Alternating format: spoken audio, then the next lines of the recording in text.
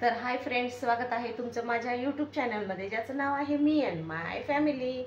तर मॉर्निंग झालेली आहे, सगळ्यांना शुभ सकाळ। चला तर आजचं वातावरण मी दाखवते कसं आहे काय नाही ते। तर काल रात्री भरपूर असा पाऊस पडलेला आहे, तर बघा।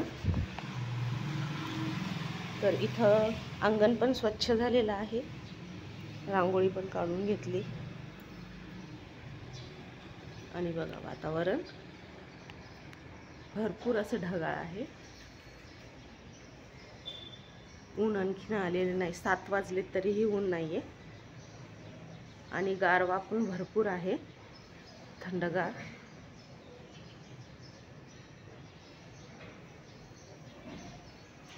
चला जर आता तयारी करायची मुलांच्या नाश्त्यासाठी। तर इथे मी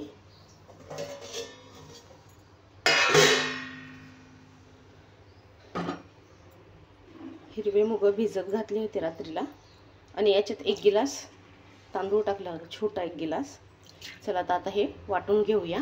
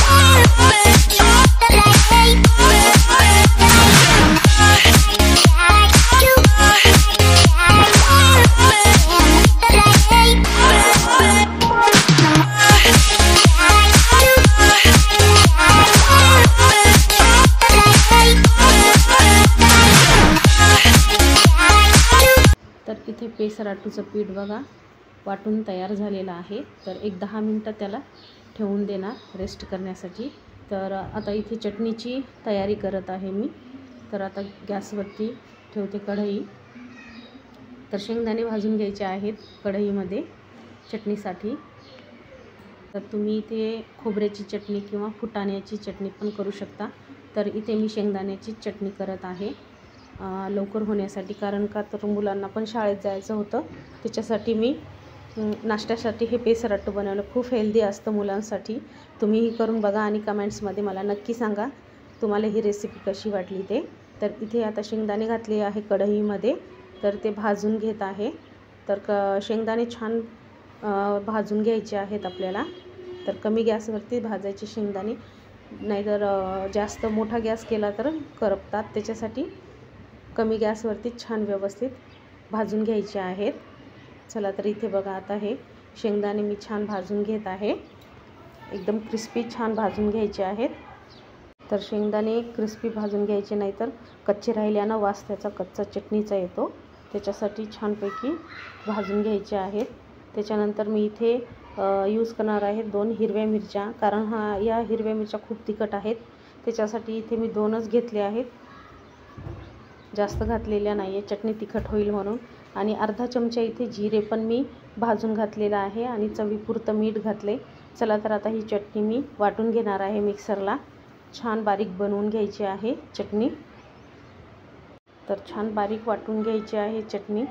तर परत बघूया, तर शेंगदाणे छान बारीक झालेत, आता पाणी घालून आपल्याला ही चटणी छान वाटून घ्यायची आहे, एकदम फाईन एकदम बारीक वाटून घ्यायची आहे। टेस्ट खूप छान येते या चटणीचा। चला तर हे बारीक झालेलं आहे आता।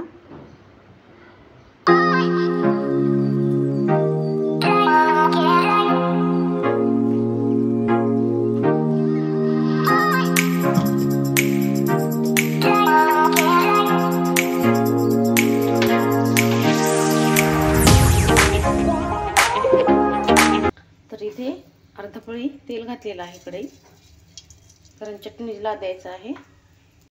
तर इथे तेलामध्ये राई आणि जिरा मी घातला आहे, कारण चटणीला तडका द्यायचा आहे त्याच्यासाठी. आता आपण याच्यामध्ये घालूया लसण. तर एक 2-3 पाकळ्या मी लसण ठेचून घेतला आहे. घालूया कढीपत्ता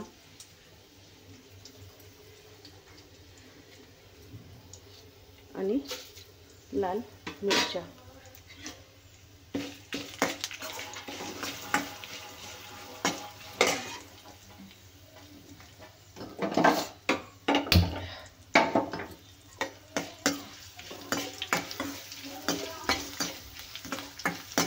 इथे तडका आहे आपला तयार.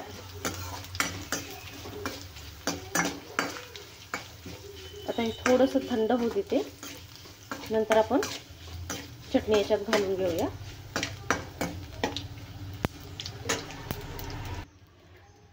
इथे घेतला आहे लोखंडाचा तवा.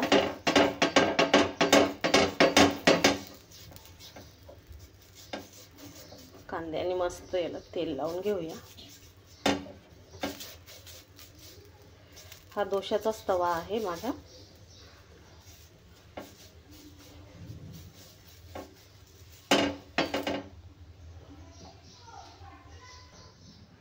तर आता बॅटरमध्ये चवीपुरतं मीठ घालून घेते. तर 1 चमचा घातला आहे. तर आता इथे थंड झाले तडका, तर इथे चटणी घालून घेऊया. तर इथे तवा पण झालेला आहे गरम. तर पेसराट्टू घालून घेऊया.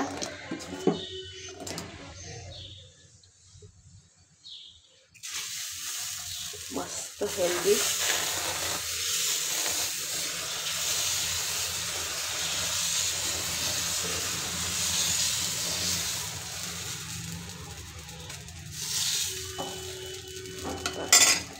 एकदम सुंदर झालेला आहे रेडी. तर घालूया थोडंसं तेल.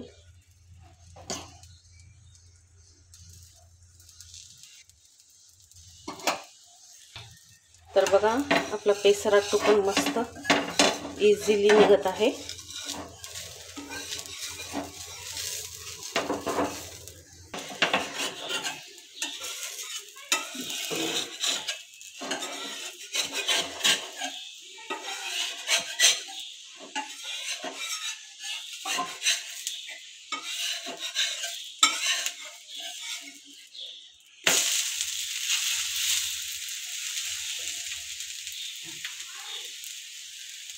तर इथे तयार झाला आहे पेसरट्टू.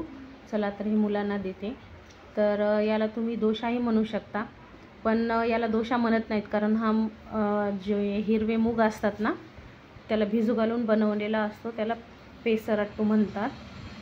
तर खूप फेमस आहे ही डिश आंध्र आणि तेलंगणामध्ये नाश्त्याला खाण्यासाठी.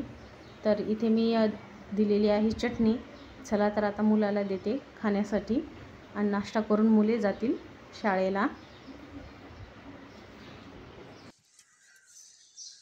आता टाइम होत आहे स्कूलचा. लवकर लवकर खाऊन घे, ठीक आहे? देते मी.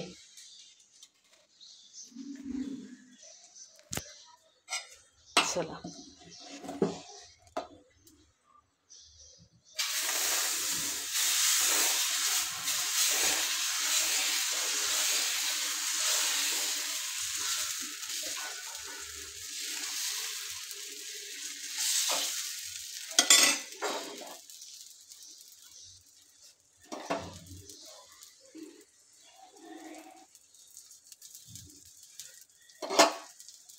तर मस्त होत आहेत पेसरट्टू. हे आंध्राची डिश आहे, खूप फेमस आहे ही.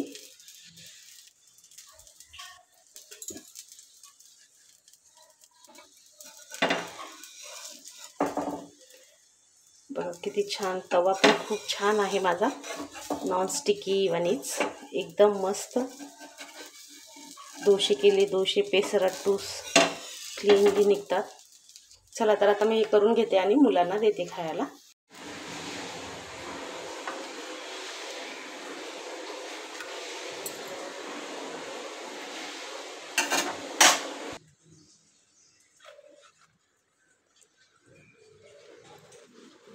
चला तर आता तिघेही नाश्त्याला बसले आहेत.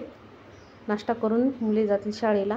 तर तुम्हाला ही पेसरट्टूची रेसिपी कशी वाटली ते कमेंट्समध्ये मला नक्की सांगा. व्हिडिओला लाईक, शेअर आणि चॅनलला सबस्क्राईब करायला विसरू नका. चला तर इथे मुलं बसलेले आहेत पेसरट्टू खात. कसा झालाय पेसरट्टू? मस्त. हे दक्ष छान. चला भेटूया अशाच एक नवीन व्हिडिओमध्ये. बाय.